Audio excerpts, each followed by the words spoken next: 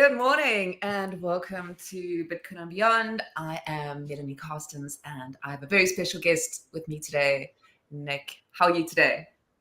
Hey, good to be here. I love your intro. It's very dramatic. I feel like we're gonna enter the metaverse or something. Yeah, you know me, a little bit of drama every now and then. But yeah, I'm so excited about it, and most of all, I'm so excited to be able to be chatting to you here today. I've wanted to kind of, well, I don't actually know if I've wanted to talk to you in public because of what we sometimes get up to. But yeah, Nick and I have been friends for a very long time, probably about 3 years now. Nick was one of the kind of, should we say, founding fathers of, you were one of the founding fathers of NFTs on Stacks. So let's jump right into it, Nick, before we kind of wander off down the garden path. NFTs on Stacks. How did you get there? This is a fun story. For those that have been in the Stacks ecosystem for a little while, there was this project that honestly had some pretty good real world traction. Ultimately, it maybe didn't quite reach the level of adoption that was planned initially, but it was called City Coins, and City Coins basically was it was basically I think I've got some Miami coin. Some Miami coin and what was the other one? New York City. Yeah. So it was.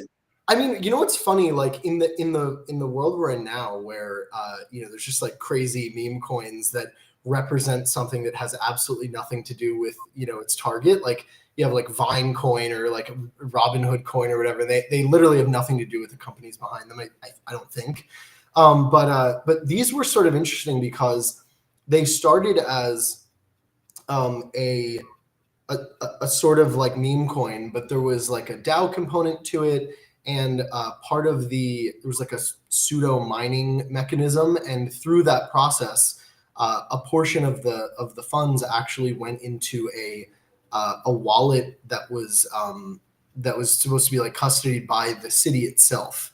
And so Miami was the first one, and literally the city of Miami, I'm sure a lot of people know, the mayor, I don't know if he's still the mayor, but at the time, Mayor Suarez, very pro crypto and really solidified Miami as a crypto capital. And he really signed off and signaled this is something interesting to them. And they actually, they accepted the money, and they were talking about doing, community initiatives, maybe to provide education on crypto or free Wi-Fi at cafes, so that you could, transact. And it was pretty interesting. And so again, ultimately, it didn't have much staying power, unfortunately. Maybe in today's day and age, it would actually take off again. I'm sort of I think it almost could, but that aside, I think it was. Let's go down. See, I started this with let's ask a real question before we go down the beaten path, because you might. No. I promise this is actually relevant. Yeah. I love those, and I think they were so ahead of their time. I mean, at the time they were called a big scam, and there was a lot of negativity around them, but I actually thought they were genius and what ultimately they could do. But anyway, go and have a look up City Coins. It's very interesting.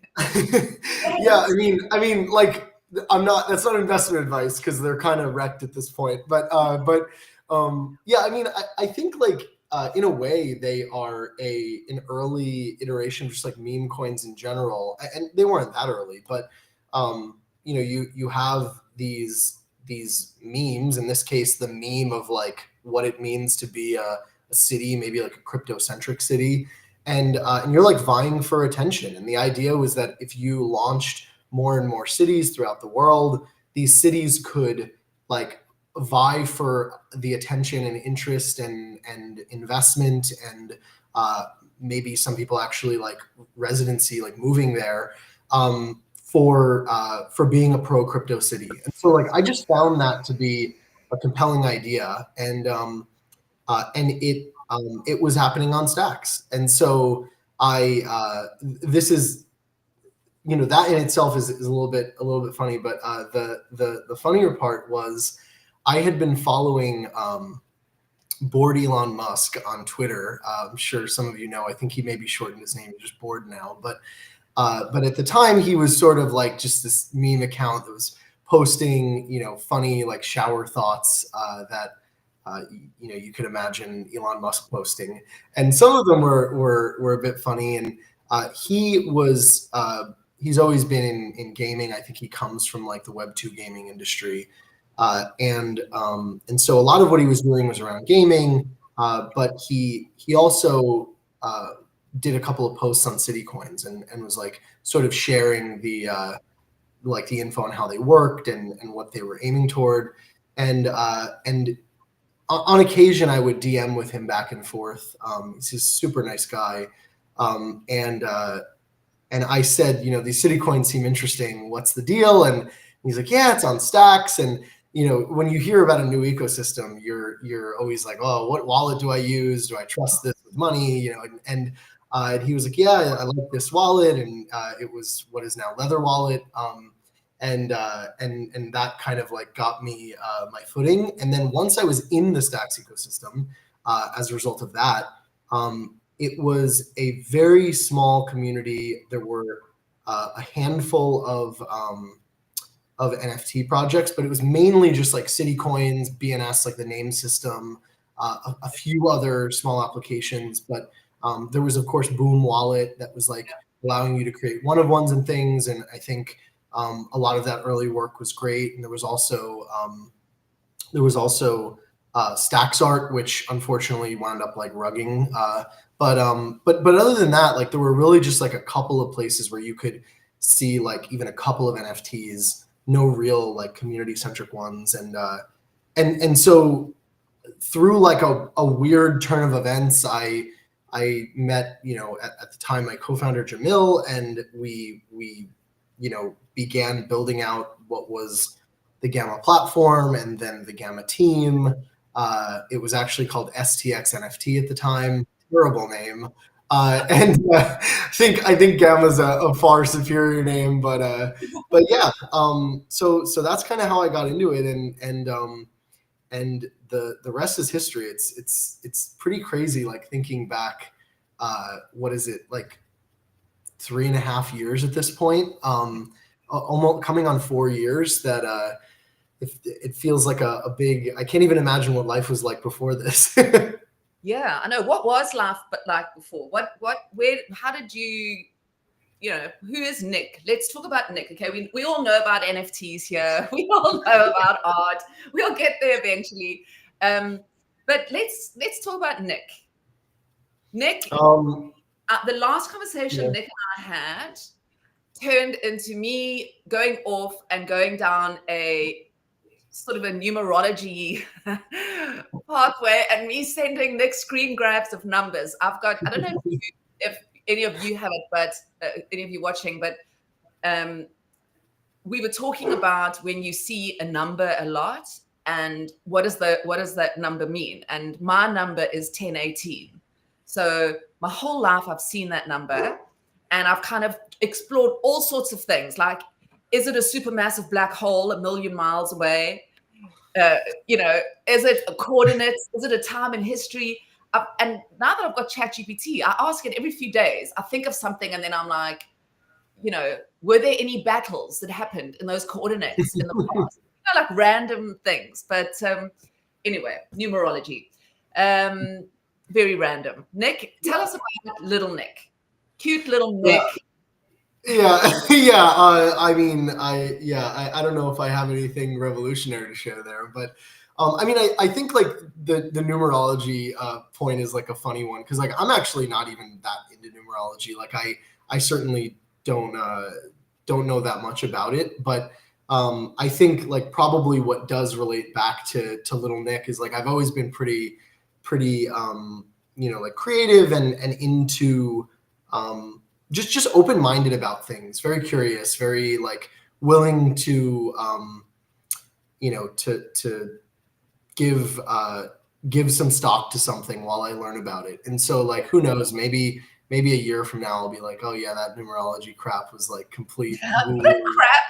I like, yeah. Well, or maybe like it dictates the future of our reality. Like I'm like open to it is I guess my point. So yeah. Are you creative?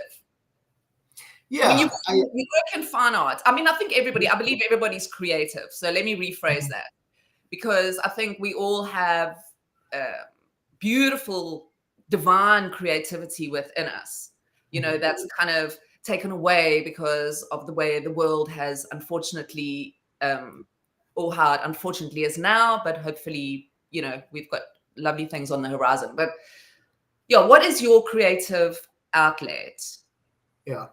I think it's a few different things. I mean, I sort of like music has always been a big thing for me. I actually, when I was 12 years old, me and my two of my good friends, and it wound up just being me and like my best friend to this day. We started a little DJ business. And like what's crazy about this, and like honestly looking back, it's like even more crazy to me, is like when I say DJ business, like I really mean that. Like it wasn't just a little thing. You mastered really well. Yes. Yeah, like I mean, like we DJ'd for like 2 or 3 weddings. Like I honestly, like I wouldn't have trusted me with my wedding. Like but I mean, it was really fun. I mean, we were doing it for, I don't know, maybe like 3, 4, 5 years or something like that. Probably into like early high school or something like that. But it was that was like an initial kind of like fun outlet, and so there's the music side of it, and I also like had emceed at the time for those. I mean, granted, like I was a kid, like this was not like some crazy DJ mixes or anything. It was really like playing a great curated playlist and adding in some like probably funny to listen to a 12, 13-year-old kid, like trying to get the crowd going at your party. So that was that. But at the time, I also like, we wanted a website. And so I got into web design a bit, and like, and then just like graphic design as well. So I spent a good bit of time, designing websites for friends, businesses, and like creating just like marketing assets for friends, or for I was like student council in high school, and I was like the editor of the yearbook. So like I kind of just like had fun with that like graphic design aspect of things. But yeah, like I never did it from like an art perspective. Not that I couldn't. I just like have always been more interested in like pre-GAM, I was working in digital marketing, paid media, product marketing.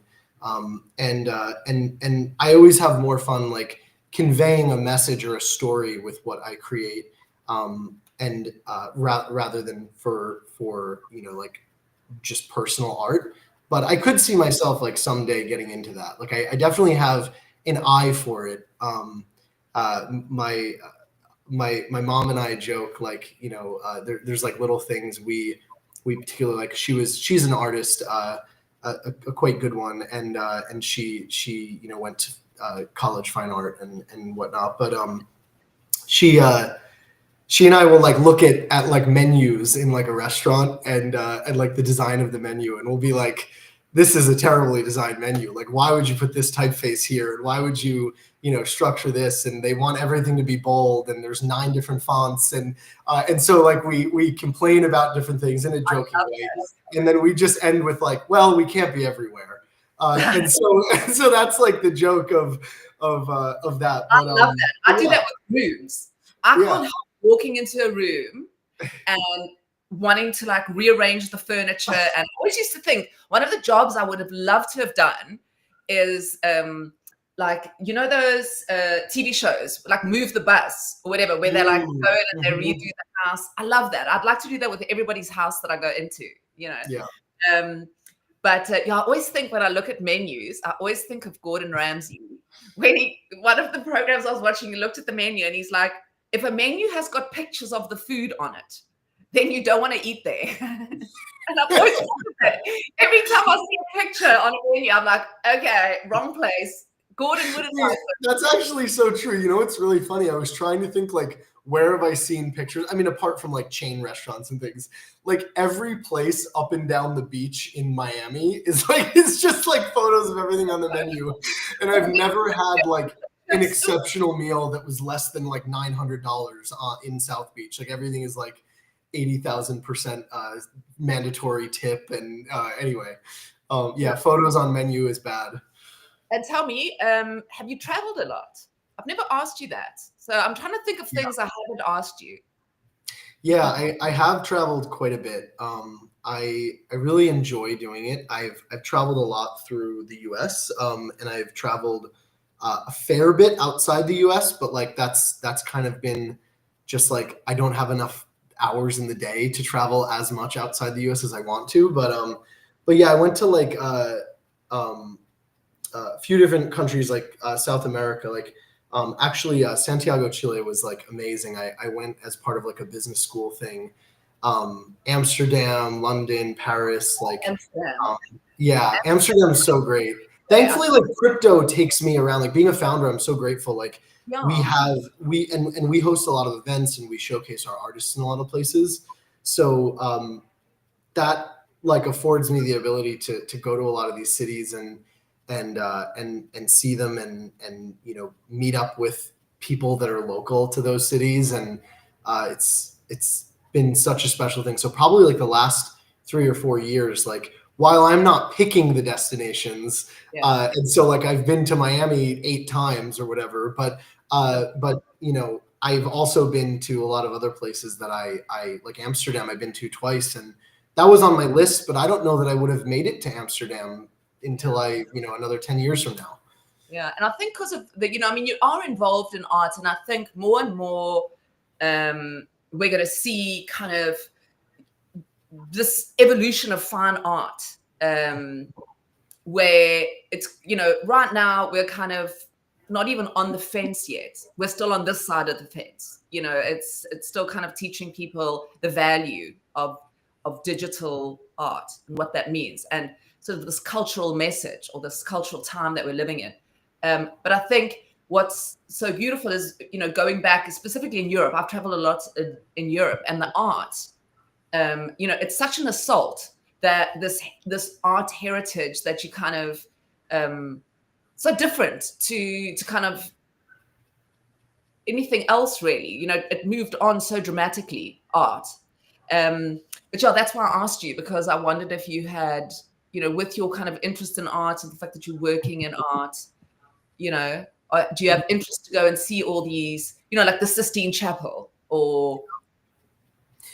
Yeah, no, I mean, 100%. I think it's like apropos you bring up the buildings themselves, because that's one of the things that I really enjoy. I really enjoy architecture and the design of all things. Like one of my favorite podcasts is called 99% Invisible. They call it a design podcast, but it's really like very in the abstract meta way, like the design of anything. And the design of cities is a big focus for them, and the design of architecture is a big one as well. But yeah, I mean the way things look in one city to another influences so much of the culture. Like you talk about like Paris, so iconic, so different from London, so different from Amsterdam, so different from, I mentioned Santiago, but actually even like Valparaiso, which is the port city in Chile, near Santiago. Like if you don't know what it looks like, you have to look up what the homes look like in Valparaiso. It's this sea of color of these houses down the mountain as it's getting closer and closer to the water. And it's such like a beautiful influence. And as a result, it's like a very colorful, lively culture. And there's graffiti everywhere, but like beautiful graffiti. Then you go somewhere like Cincinnati. That was really an unexpectedly amazing city. No offense to Cincinnati, but I even joke to people that live there. Me and a friend in the space, Jess Greenwald. I think you know her, but you maybe met up with her, right? Yeah, that was amazing. Crypto person. That was great. A lot. But yeah, so she and I went to Cincinnati, and in Cincinnati, like we were blown away with the murals that they have there. I mean, absolutely gorgeous, and it's so affordable, and it's so like it's just there's a lot of great things about it. I think it's like a slept on city actually, but we would joke to the people that live there. They'd be like, "Oh, what do you think of Cincinnati?" And we'd say, honestly, we're blown away, and I hope you're not offended by saying that because our expectations were quite low. But like Cincinnati, go visit. You know what I mean? It's not a city you even really hear about. You know, amazing. I suppose if you think about it, you know, if we look at art and we kind of, it spans so many. I'm busy watching a thing with my son now on TV. It's the School of Chocolate. This guy's actually got a YouTube channel up, which I don't even know about, but he makes these incredible artworks out of chocolate. You know, they defy what chocolate should do. But if you think about it, you were just talking about cities and structures, buildings. There's two things. One is that forms so much of art because of, if you think of photography and you think of photographs of places that you've seen, how we get to know the world, really. And that is art. So the construction and building of cities. And I think on that topic, going into the future, I think what's going to be interesting into the digital future is we have to build the metaverse. What does that architecture look like? How soon do you think that is upon us? The metaverse, or just like building of a new ecosystem? Not kind of the metaverse as in like, this kind of weird association it has now. But, because now it just seems like a weird thing, like you think of the Sandbox and what's the other place, Centraland or whatever. But, I mean, if we look at the two of us sitting here chatting now, if we think about through the ages how that worked, how conversation started, it was, first of all, you couldn't. Then it was writing a letter, then it was all the iterations up till now. We're sitting on a computer screen. We're able to see each other. It's coming that you and I mean, if you look at, my son does it with the Oculus, they're in the same room.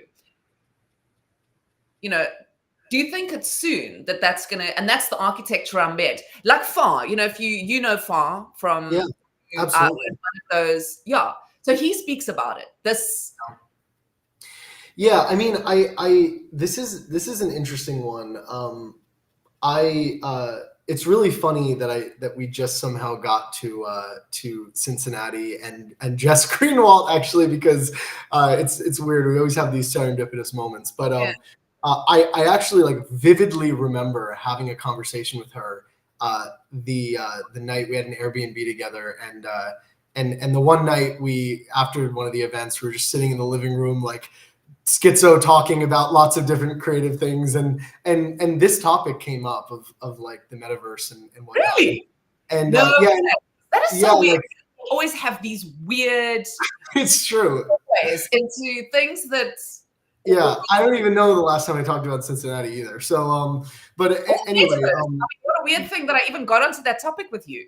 But like we were sitting in the Airbnb, and the joke was that the Airbnb like looked beautiful online. It was booked by someone else, and then we got there and there were like all these problems with it, and like none of the light switches worked, and so it was a bit funny because we were talking about the metaverse, and we're like, we'll be excited for the metaverse when we could like be in this shitty room where like the lights don't work, and but it feels like we're somewhere else, like not that I'm like some cartoon dude, like but that it actually feels I don't want to say indistinguishable from reality, like I'm not talking like Matrix level, but at least to the point where it feels like believable that you're like somewhere experiencing something new. Like you almost have that feeling when you're on like a roller coaster or something. Like it's almost like an out of body experience. If it's that kind of thing where at least there's like some visceral feeling of like togetherness that you can experience that is at least tricks your brain into thinking that you're there. I think that's it. Now, I don't know if that was like your exact question, but I guess that was my like happy spin on like, I don't think it's anytime soon, but yeah. See, in the way I look, I mean, have you ever played in an Oculus? Been in a... Yeah. I did it. My son says to me, okay, here, I want to try his Oculus, his brand new Oculus that basically he will defend with his life. And I put it on, and it's like some weird game where you've got to like jump from these stands, but you can't see, there's no ground, you know, so if you fall off, you just like fall into the abyss. Well, obviously I fell off. So in real life, I couldn't, my legs, I didn't use my legs. So my top was going like this, and I just fell, face planted the ground. Because I was, you know, hectic. No, it is believable in that way. Like it does trick you in that way. Yes. And if you go into, there's a part in the, like I think one of the first things he, you know, when I put it on, I was like in like this very tranquil setting. It was like there were mountains and obviously it's not 100% believable because I mean the graphics are still dodgy and whatever. But I definitely for a minute had this like, you know, that like shift where it's like, hang on a minute, this might be closer than we think. And you know, you and I are sitting this way and talking is not, that's the next iteration of it, isn't it? I buy that. I mean, you know, I'll probably get made fun of for this, and I'll admit I'm a little bit of a fanboy, but I got a Vision Pro. I use it here and there. I don't use it that often, I'll admit. I find it particularly useful if I'm like in a really tight space traveling, like to use the like work environment, like the virtual display, so it feels like I actually have my monitor set up. So I think like it has potential there. Say it again. I don't know what it is. This is Apple's VR headset. And you can make a workspace. Yeah, and it's probably, I think, the standout feature. Like, I don't think that's what people think to use it for, but at least in my opinion, you have your laptop in front of you. You're in a tight ass hotel room. And you know, you have like this tiny little desk to work from. It's not even a real desk. And it feels like you have this space around you where you can think and breathe, and there's sunlight, and you have this giant monitor in front of you. And then over here you have your music playing, and over here you have, you know, your notes, and it's pretty good. Now, I will say though, like it's not as good as actually having those things around you yet, because you have this thing on your head. But I bring it up to say, I'd say that use, yeah, I know it does feel a bit silly, but like that use case, and then also just like the immersive video is like magical. I mean, like it's that very much gives you the feeling that you just described, where you actually feel like you're there, because the resolution is like close to the resolution of your eyes. It's not quite there, but it's not far. And so I think it's like a 4K screen in each eye. So it's quite like high res. And they have some like short films they've done, and they have this woman that like tightrope walks across like this canyon at like Yellowstone or something like that. And she falls off the rope at one point. And I actually felt like my stomach drop. Because it felt really believable, and you can actually look around. It's like 180 degrees, so you need to be sitting, but you can like look left, right, up, and down. Like, so I'm obviously optimistic about the future. Like I got that, and I do use it. You know, probably like once every couple of weeks. Unfortunately, that's all I use it right now because the use cases are limited. But it is promising.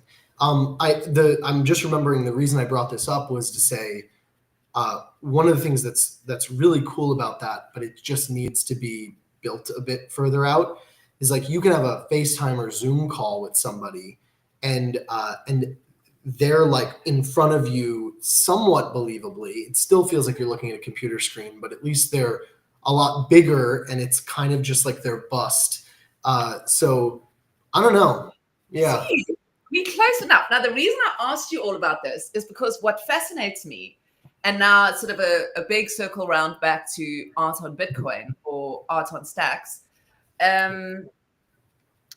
is what does that look like? You know, you're in this space now, you and I are sitting together.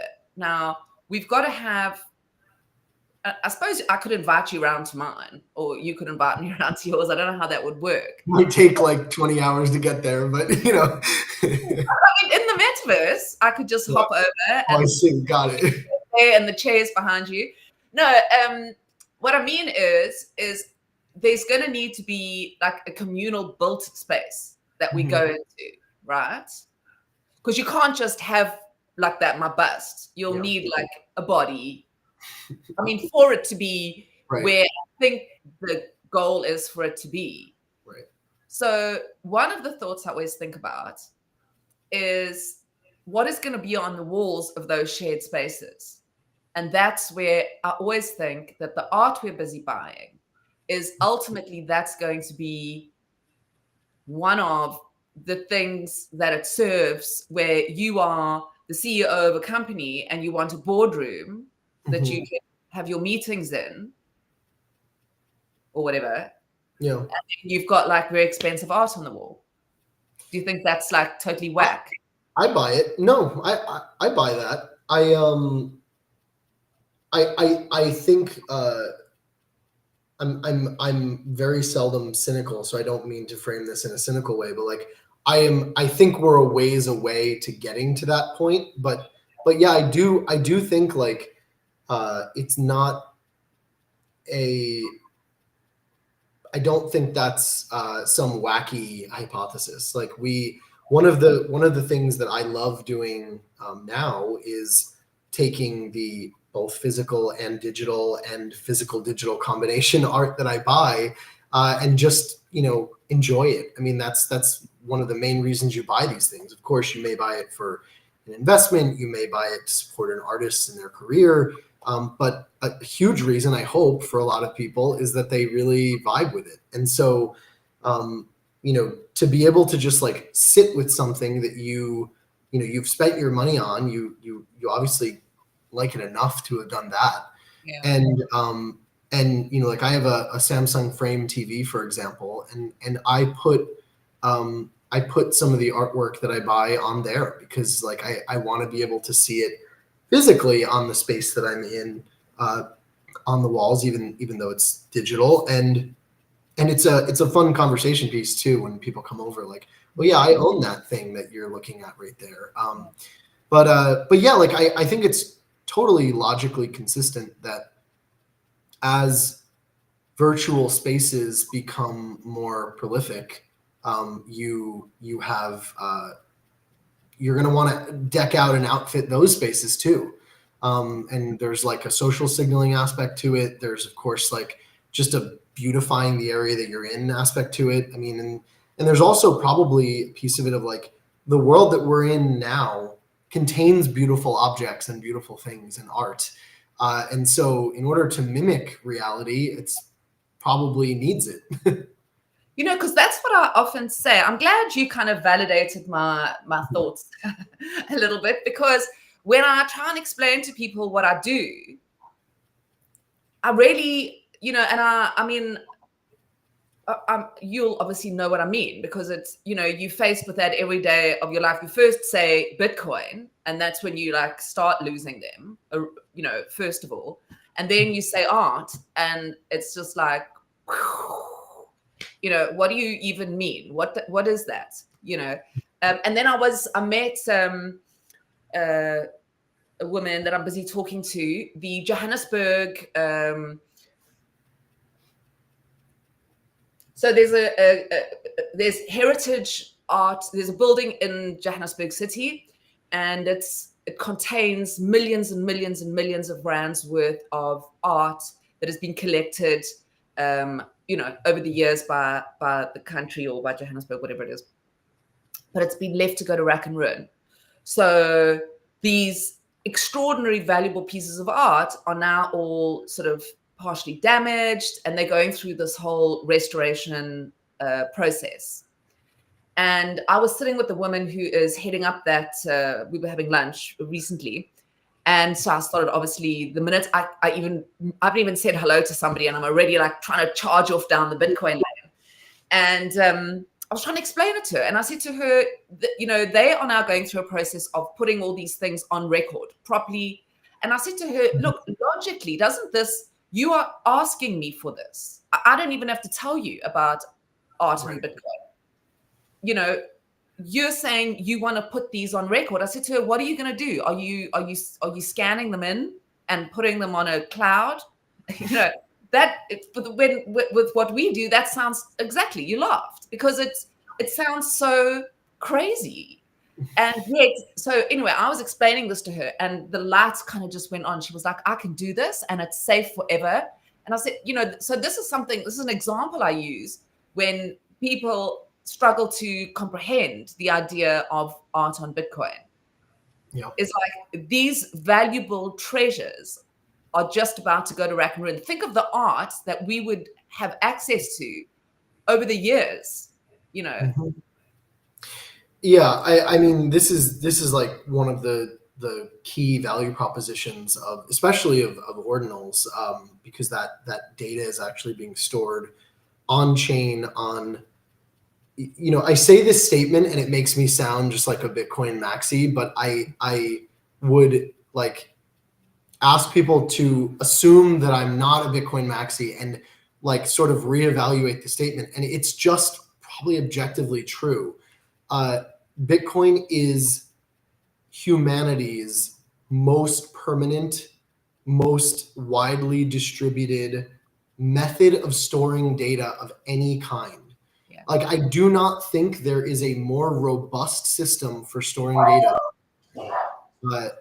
Even like massive companies like Amazon, Google, Apple, whoever, they have far less redundancy, both geographically and like in terms of different people controlling the data than it by like orders of magnitude. Like it's not even close.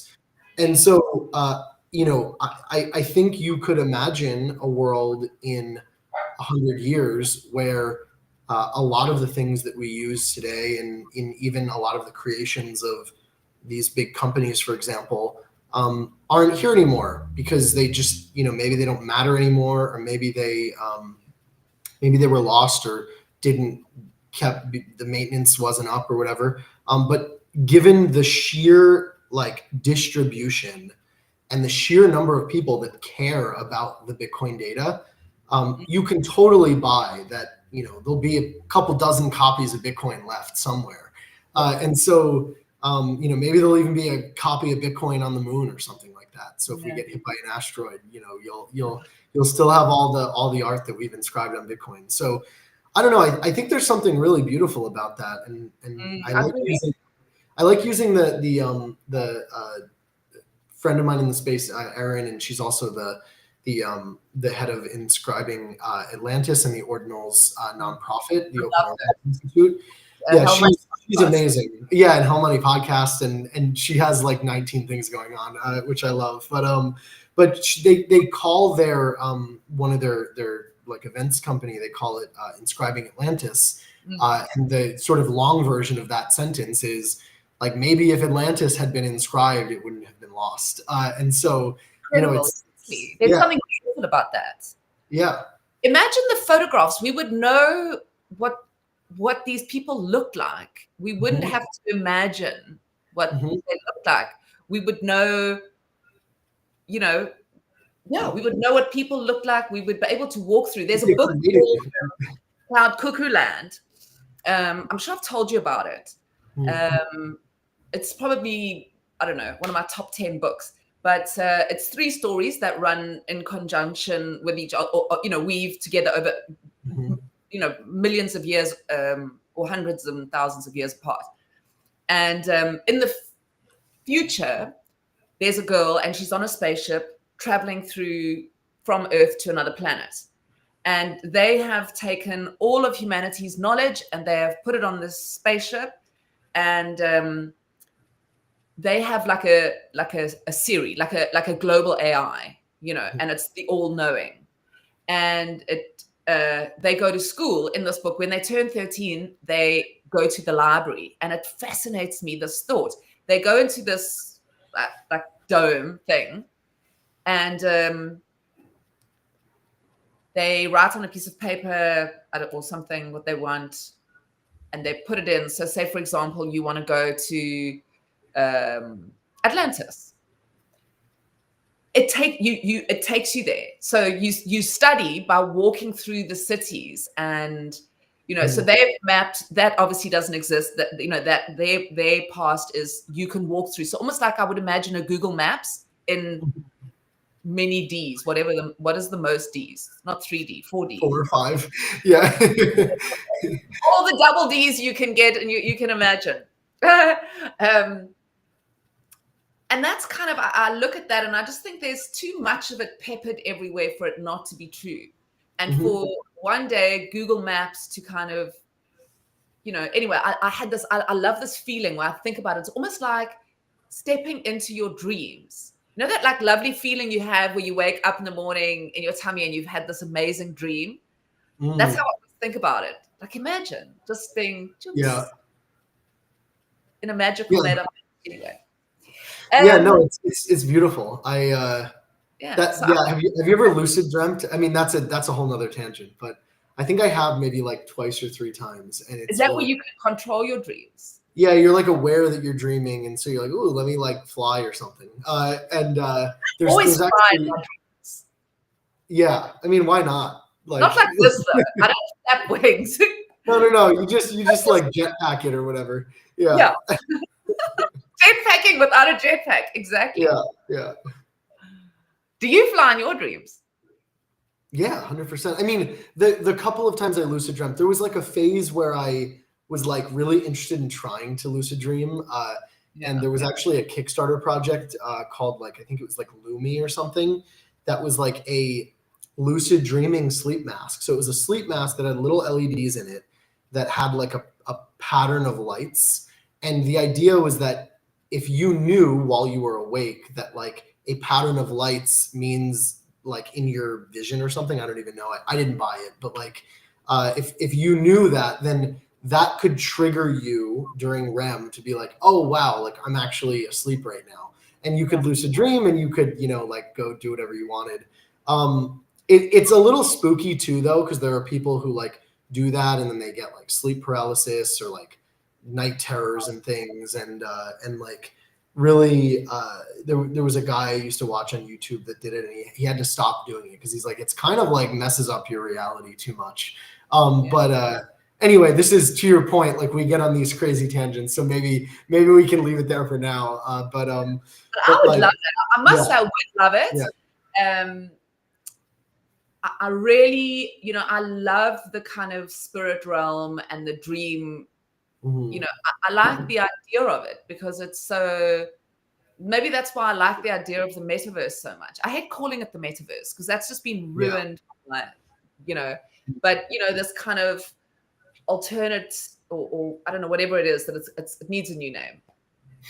But I'm putting it out there. Anybody? But I love the idea of it. They said fielding for names for the metaverse. Fielding for names for the metaverse. Yeah, exactly. But so I'm super into that. Oh, my sound just went funny. No. So we haven't got much time yet left. Only probably about 10 minutes or so. And I want to talk to you about art, gamma, and sort of the future of or the near future. We've been talking about we came, we're going back in now. We're reeling it back in. So let's talk about Gamma today. And, obviously it started you and Jamil, and it's now just you. It's, heading up this incredible marketplace that has come so far. You're about to move into the next iteration of Gamma. So yeah, let's talk a little bit about that and the near future. Yeah, so I guess like I'll kind of do the like 30-second like coming from that moment where you asked me earlier, like how did things kind of begin? Yeah, so you mentioned Jamil, great friend of mine still. We had been working on this and really with the focus on like the community and art side of things, because at the time we felt like that was sort of lacking, and so it was really trying to figure out like, oh, how do you represent your identity with the things that you collect, and how do you meet other people like you and other creators that you like. So we always kind of had this like creator first approach, but we weren't necessarily like as focused, at least on Bitcoin L1, like we are on like the fine art side of things. It was certainly like under the umbrella, but yeah, we were kind of like really building out that platform. We got some really great traction, and super grateful to have like an incredibly loyal user base that loves us as much as we love them. And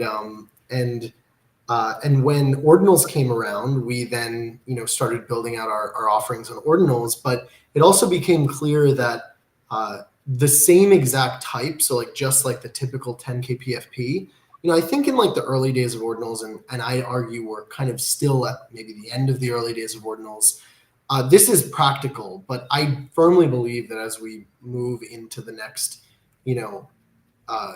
12, 24 months, even years beyond that, it's going to start to become untenable to inscribe like thousands and thousands of things, and you're only going to be inscribing really specialty high value items. And so we of course still support that on L1 Bitcoin directly, but we felt that a fine art focus and a high value collectible focus on L1 made a little bit more sense. And so we built out those offerings and really targeted L1 towards that, while leaving L2 more like broad community focused. And we've been able to land some amazing partnerships, and we've supported the launches of so many brands that I love and like personally have a lot of respect for. So, Bitcoin Magazine was one of the first big ones in the early days of Ordinals. We then supported this series of puzzles that Yuga Labs put together for their collection. And then from that point on, we then started supporting like other platforms. So we helped Super Rare and Rarible and Phantom Wallet and others like launch their Bitcoin works, because they know that we've been here and we sort of we can handle the tech smoothly. And it's really an honor to be able to support these things, because these are companies who totally have the resources to build it on their own if they wanted to, but they in a lot of cases, like they were even contemplating. They're like, we could probably do it on our own, but we like respect what you guys have built, and we think that people trust you for what you've done, and so like we want to work with you because it shows that we actually care about the space, and we're not just here to extract or something. And I'm like, again, I'm honored that that was the approach. So yeah, I mean, that happened, and also just to close the loop, like Jamil decided he was deferring his grad studies at Stanford for like the first few years of Gamma's life, and Gamma got to a point where we were pretty stable, and so he was like running out of time to like undefer his studies, and he's like, I think I need to like bring that to completion, and so he went to finish his studies at Stanford, and he's been doing really great. I actually just caught up with him like couple weeks ago about some fun new things that we're planning on doing at Gamma. You never stop. It's so annoying. Every time I speak to you, tell me a little tidbit, and then it's like, but yeah, it's I mean, I think what's fun is that we have a really long-term view on the world and on the ecosystem, and we have a pretty low time preference. So maybe it's like the Bitcoiners in us, I guess, but you know, there's like just things that we're quietly doing behind the scenes. You know, Stacks is a great example. Like for a while, a lot of the people who had been using our Stacks app, I feel for them. It was kind of decaying over time because there was like not much new work we were putting into it, and it may have felt like we just like, you know, didn't care about it anymore or something. But all the while, like for literally like a year, we were rebuilding our entire experience that is now live on beta.gamma.io. That merges together both L1 Bitcoin and L2 Bitcoin on Stacks, and in a way better, faster experience. I've seen it, and I just want to hold it. I love it. I love it. I am so excited about it. Yeah, I've only really happy to hear somebody else who's also seen it, and we were just like, wah! Yeah, I'm really happy to hear that. We put a lot of time into creating something that felt both familiar but also you know, fresh, and not just like a clone of all the other ones. Like I'll take one example.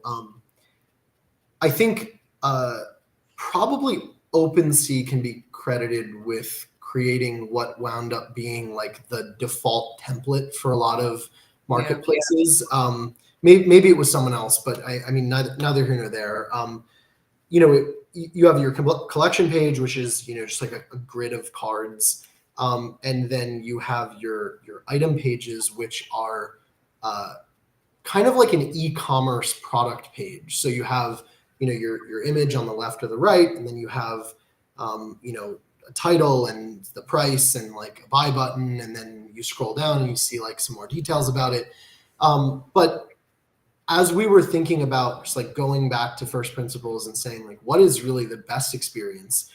We were thinking, we're like, you know, an e-commerce website is not really like what you want to be looking at when you're thinking about buying something beautiful and high value.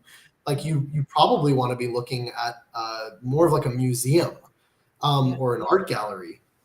And so that's what we did with the item page. We actually removed all of the distractions. We put the art front and center and gave it a beautiful like glow. And we put a little placard in the bottom right corner, like you would see in an art gallery or museum, with the title of the work and the artist, and really like just trying to allow you to like enjoy the art. Now, of course, it's still like an e-commerce website sort of at the end of the day. And so it's not like we wanted to like throw those away and have like you know, a trader like not be able to buy or sell something. So we introduced like a little bottom bar. So it's out of the way. It's always there. You know where to look, and you can see the price. You can click buy, sell, whatever you want to do with it. But it's not like, it's not distracting you. Like it's in some ways more prominent because it's always there no matter where you are on the page. But it's also not like in your face. So I'm not trying to say that this was some like revolutionary idea or anything like that, but you guys always have something though when you do your redesigns or your new experiences that I feel is kind of setting the bar in art, digital art. There is always something that I've not seen before, or that's put together in a way that I might not have experienced before. I definitely think there are a lot of, you know, when you guys do take a step forward, it's not like an iffy step. It's a step, you know. So thank you. Yeah, I mean, we certainly try to, and you know, it can take some time. Like I said, it was probably like a year rebuilding a lot of what is now beta.gamma.io, and hopefully we'll be out of beta pretty soon. Sorry, but No, don't worry. I like the applause. Thank you. But loved it. He's keen. Yeah. He wants to see it. He's a big fan. Yeah, I'm even more excited, and probably the most excited I've ever been. And that's not like a hype thing. That is my honest opinion of what we have coming next, and it's quite different from anything we've done before. It's of course like based in what we're doing today, but it's quite different, and also like you don't have to show too much of a poker face here. Like we don't have to say what it is, but Melanie is one of the probably like 2 or 3 people outside of Gamma who I've shared this with, and I really believe that it solves a huge problem in the space, in the digital art space, NFT space in general. Like there are some real pitfalls that are leading to long-term value erosion and just low liquidity and people not being able to launch their work successfully, and this new offering, I think will solve that. Will solve that problem. Yeah, I think, okay, well, at least now it's out of the bag. I don't have to pretend that I don't know what you're talking about. I'm such a bad pretender. I think that's why you had to put it out, because it would have just gone all pear-shaped. Yeah, I think, this is definitely, this is a giant leap. This is something that hasn't been seen before. So yeah, it feels really special and different. Like sure, the idea, but more just like knowing that there is something that is truly novel. Like when we built Gamma, we were building like the open sea of Bitcoin or something, and then like maybe we've added our own touch and like made it a bit us, a bit Gamma, but it wasn't something that was like truly novel. And this is truly novel. It literally 0 other people are focused on this at all.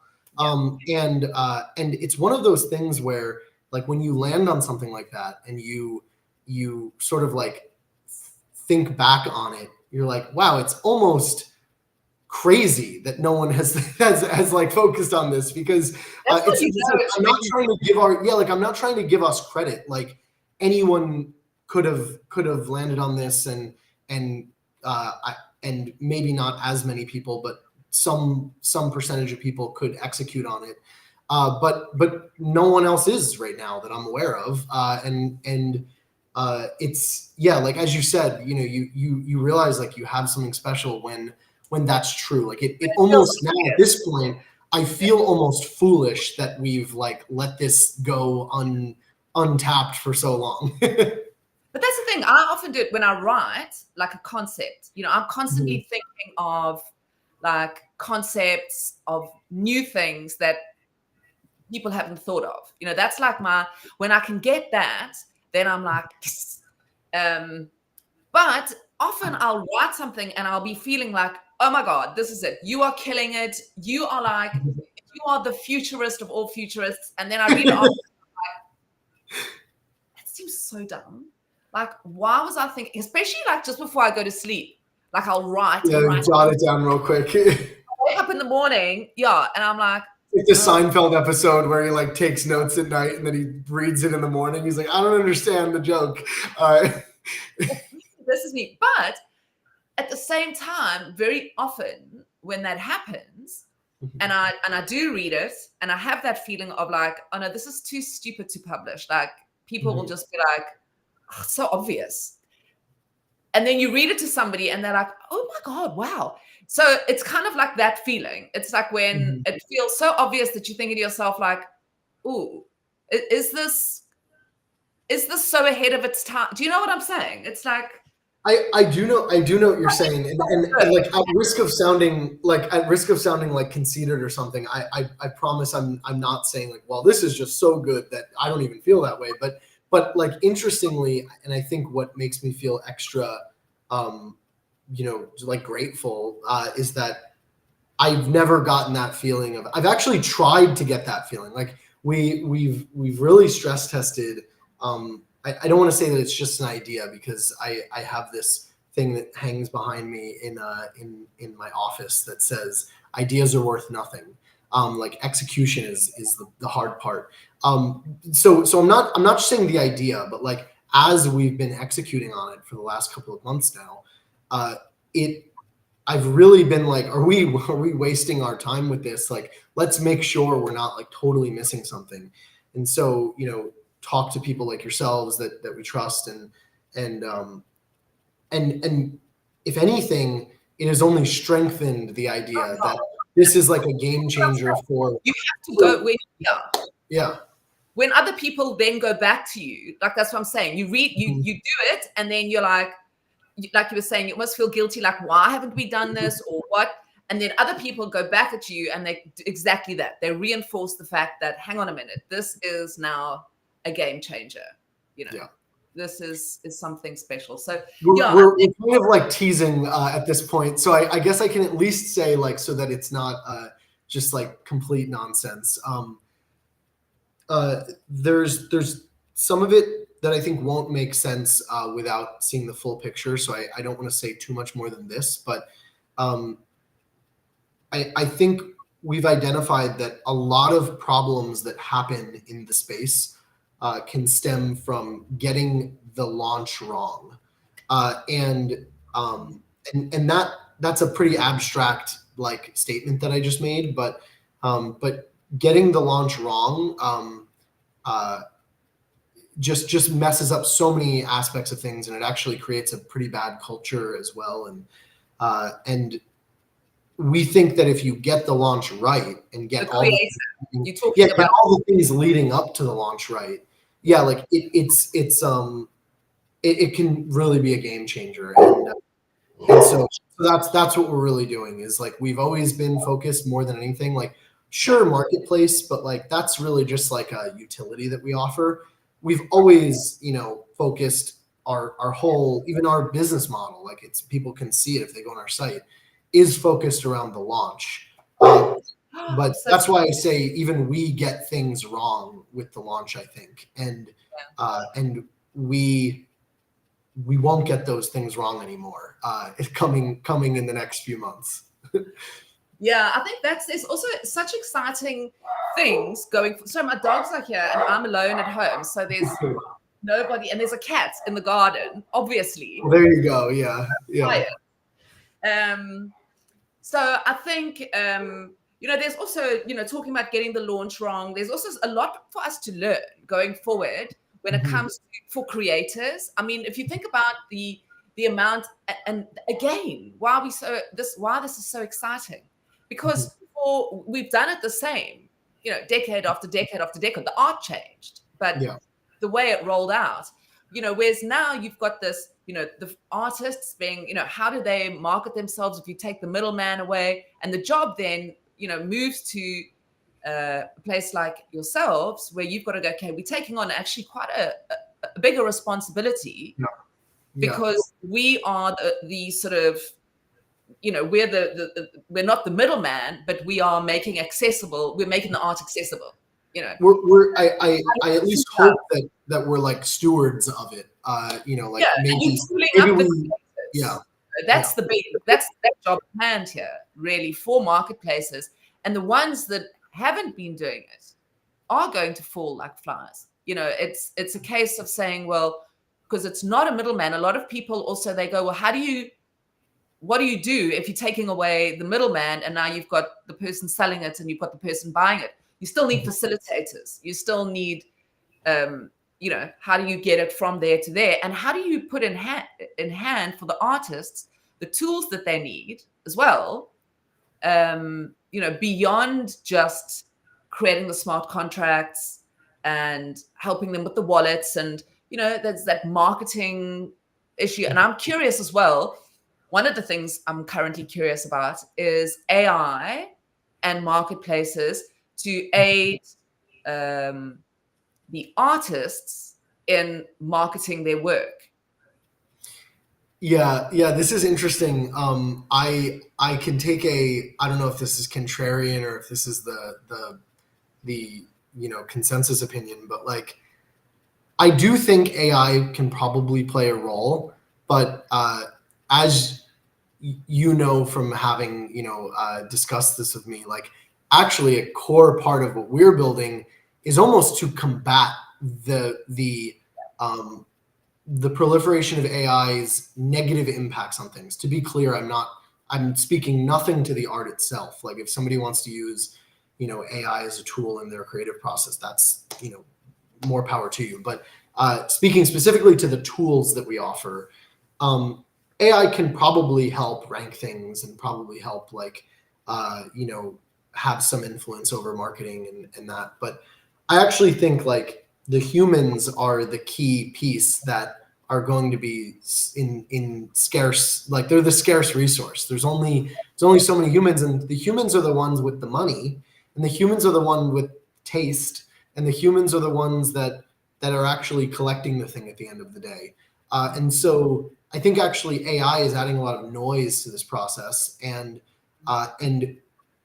only humans can determine what is long-term value collectible. And so that's why I say like getting the launch right is so important, because in a world where you have AI proliferating to the degree that it is, you're gonna have more and more and more and more stuff.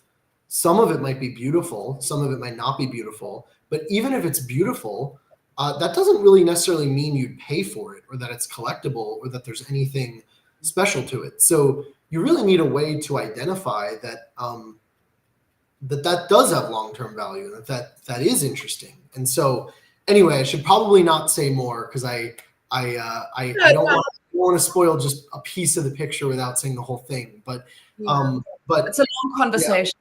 Yeah. Well, I think we might have to do Nick and Mel do AI. Because we've been talking about the metaverse and now we're on AI. Yeah. Like, let's just go back to where we are today. Yeah. All right. Well, I think we are. What is the time now? Oh, are we over? See, I've got to watch it with you and me. We might be 2 hours and we're still going on. I mean, I definitely want you to come back. I'd love to. I always love talking to you, and I think it's always so interesting, and you always inspire me to think further and to kind of tap into like I said, the last time I left you, I went on a numerology rabbit hole of epic proportions, and I was sending Nick screen grab after screen grab. After I was doing it, I was thinking to myself, oh my God, I've just done such a freaking screen grab dump on Nick. He must be going. No, I love it. I love it. It's great.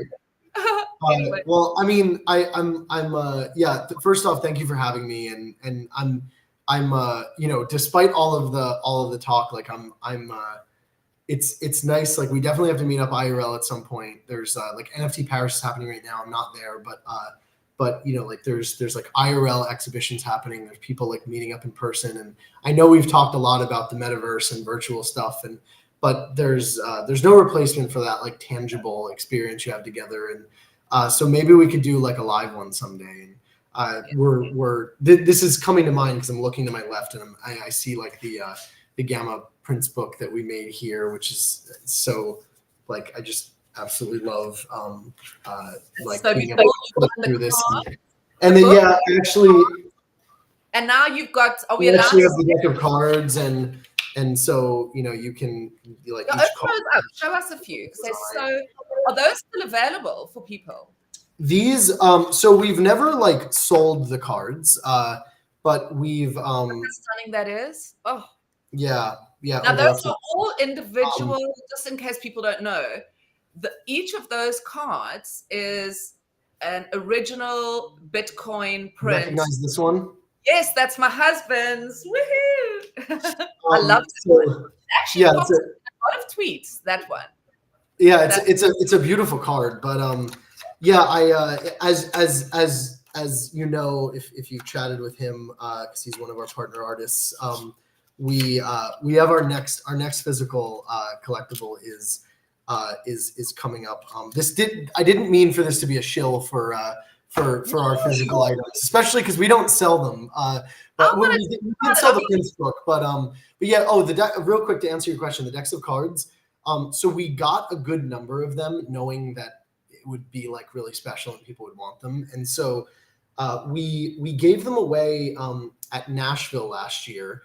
The idea behind the deck was actually just inspired by this deck of cards that I got and collected called the Ultimate Deck. Beautiful deck. You should look it up if you don't know. Every card is unique.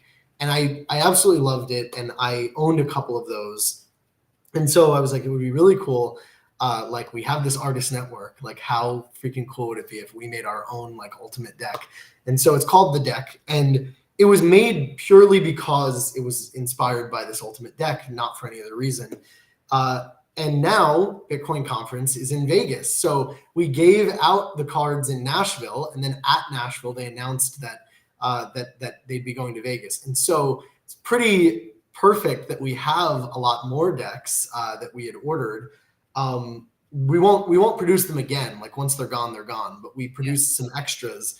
And it's very apropos. Like we were going to save them for like a couple of years from now, but I figured like it's too perfect to not give away poker cards in Vegas. So because if it wasn't clear, like those are a playable deck of poker cards. It's not just like a different. We should have a gamma poker night in Vegas. We could. Well, we have some fun things cooking. It may be bigger than just friends around a table, but yeah, it's us and a number of others. I don't want to take exclusive credit for this, but yeah. So we'll be giving away decks of cards at Inscribing Vegas, which is a series of events that we do with Inscribing Atlantis and Aaron that I mentioned, and Nolcha shows Arthur there. The three of us, me, Aaron, and Arthur, we're like me and you are. We're problematic together in the best way. So yeah, we should be giving the decks away if you want those. But yeah, this next physical collectible that we're doing, I am like almost more excited about it than the deck, because the deck was a special thing because I had the comp for it and I wanted to make something that was like even better. And I think we achieved at least making it as good. And the next object, I don't want to reveal what it is, but we like something that's tangible, obviously, and we like something that's like at least a little bit useful. So maybe the Gamma Prince book, it's a coffee table book. It might not be as quote unquote useful as like the deck of cards, but the deck of cards is both a beautiful thing that you can collect and it's something that you can play. And this next thing is a bit similar. It is a beautiful thing of art, and it can be browsed like art. There will be close to 100 artists represented in it. So it's our biggest project yet. And we announced it privately to Gamma Partner artists like 48 hours ago, and already like 40% of the spots we have available are like reserved. And it's actually something you have to like pick a specific set. If that probably doesn't reveal anything, but so yeah, already like within a couple of days we have close to half of them allocated, but when it comes to completion, each individual artwork will make sense on its own. Each set from an artist will make sense, and the entire body of work will make sense together. Wow. And it will be both beautiful and useful. So I'm really pleased, and I have to give total credit to Carol, who is my ops lead. I would die without her at Gamma, and she also is an artist herself, a partner artist herself. She does fineart.work, and she's done beautiful work on Bitcoin and Stacks. And yeah, she came up with this idea, and we were riffing back and forth, and every better idea that then stemmed from the first good idea, I was like, wow, you're really on a roll. Like this is really something special. So yeah, much credit to Carol. we should call this the crypt. This one has been a very cryptic episode of. It really has. I hope it's not been like annoyingly so, because that bothers me when you like can't even grasp anything that's being talked about. No, it's just awesome stuff. It's awesome stuff about art. The whole thing about art is, anyway, it's hard to. The beautiful thing about art is not what you hear about it, but how it makes you feel when you see it anyway. So the whole topic of art is, in a way, cryptic, you know? Yeah. So on that note, head over to gamma.io. Or beta.gamma.io. Yeah. Yes, head over to beta.gamma.io. Do that rather. And we should have had we normally have a QR code in the corner. Oh yeah, I was asked. Your team did ask me, but I said I wasn't sure if I had one. That would have been a good idea, but yeah, it's all good because we I will say it's missing a homepage and an explore page, which are like the standout features of the new app. They're coming very soon, but for now you can explore your profiles. You can see all of your Stacks NFTs and Ordinals in one profile. If you're a creator, you can see all the work you've done across both blockchains. You can also browse like some statistics you've probably never seen before, even if you've been around for a while. So there's like top charts across so many different metrics. You can see top collectors, top creators, top traders, top sales, top collections, top drops that are minting, anything like that. And then from that charts page, you can delve into the new collection pages, the new item pages that we talked about. And very soon the new homepage and explore page, which we're like putting the finishing touches on like how that's gonna work. Like we've had it figured out for a while, but we had some last minute ideas of how to improve it even further. And I truly believe it will be like the best discovery mechanism in Web3 for art. So it of course requires us to curate it well, but I think it'll work. Do you think you've come full circle with what Stacks NFT through sort of Gamma, through this sort of central part of Ordinals, where it was, as much as you were continuing to build and think about Stacks NFTs, they were still very much part of your narrative, but just the market was very focused on something new, and it feels almost like it's coming now full circle, and they're all going to be displayed in their rightful place in their glory, because art is art. To me, yes, it is immutable, on Bitcoin, but I work in fine art, as you know, in real life, and there's as much beauty and as much value where people buy prints of an oil on canvas, and they hang it with such pride and joy in their home. And for me, when people ask me what is the difference between ordinals and NFTs, and surely if we've got ordinals, why do we need NFTs? And to me, the way I imagine it is that Bitcoin ordinals, and going back to what you were saying earlier about how it's going to get pricier and pricier, your ordinal is your oil on canvas. It's your, and as much as you do have prints of that oil on canvas, it's a different kind of print. It's an addition. It's a different kind of print as you would have where an artist has his oil on canvas and then he has 25 paper prints or whatever it is of that. And to me, that's where Stacks comes in, and Stacks art comes in, because you can, and I wrote an article about it today, actually, which I just published earlier, where trying to sort of think of how do we position Stacks sort of going forward. And it's this idea of a luxury layer. It's a luxury layer on Bitcoin. Because there's lots of layers. We're going to see more and more layer twos come along, and I feel like it's the OG. There's something very sexy about that. And yes, so sorry, I'm sort of I'm going on a tangent in my own head now. But very much to me, seeing them all come together is like seeing that there's as much pride in owning a print of an artist's work, and I see so much joy in people when they hang those on the wall.